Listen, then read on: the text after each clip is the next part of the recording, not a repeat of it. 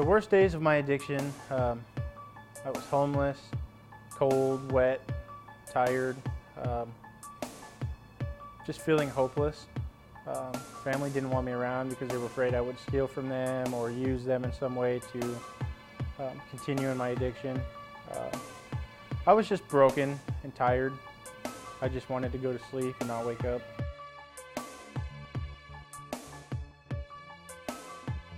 I didn't want to die. I didn't want to hurt my family, but I didn't think I could continue to live the way I was living, and the only way I saw an out was to just fall asleep, not wake up, overdose, drink too much. The time I was awake for approximately, it was about 9 or 10 days, without sleep at all, completely drug-induced living.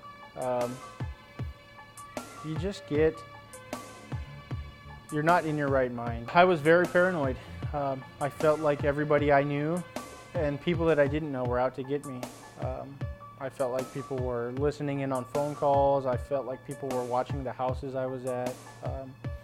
And you laugh when you hear people talk about that, but that's where you get in the addiction. And when you've been awake for a few days, you really feel like people are watching you and people are out to get you, and it's a really scary place to be. You start out, you feel good, you feel confident, you have a lot of energy, you can stay awake, and it really helps you focus on the thing you're doing at the time.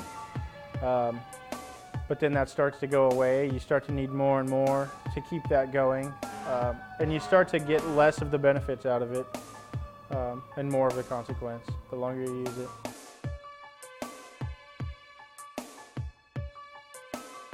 You start out, like most people, smoking weed or drinking in junior high and high school. Meth was my main drug of choice, but I've used alcohol, marijuana, cocaine, ecstasy, mushroom.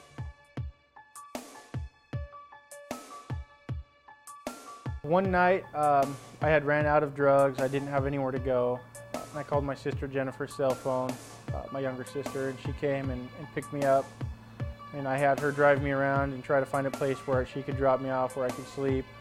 And nobody wanted me around. And she actually had told me I looked really skinny and I looked sick. And she suggested that I'd turn myself into jail and do something before I died.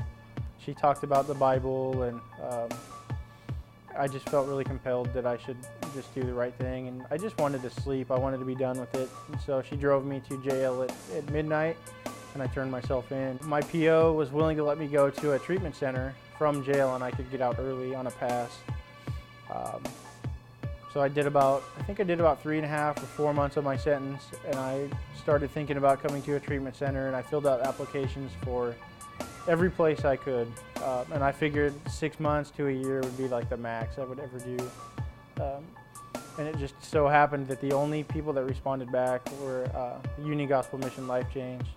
And at first I was hesitant because it was a 4-year program, but after speaking with Dan Nelson, the recruiting officer, I felt like it was worth a try, worth a shot.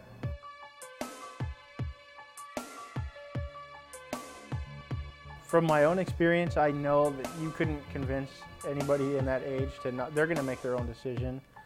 But I would tell them that there are a lot of people who have gone before them that have tried, and that always leads down the same path, which is either jail, prison, or death. It's just not a good thing to get into. It will ruin your life in one way or another. If you go down that path, it will ruin your life.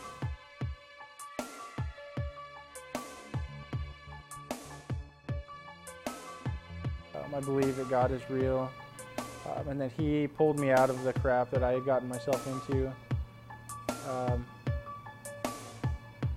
I have a relationship with my family again, which is something I had destroyed in my addiction.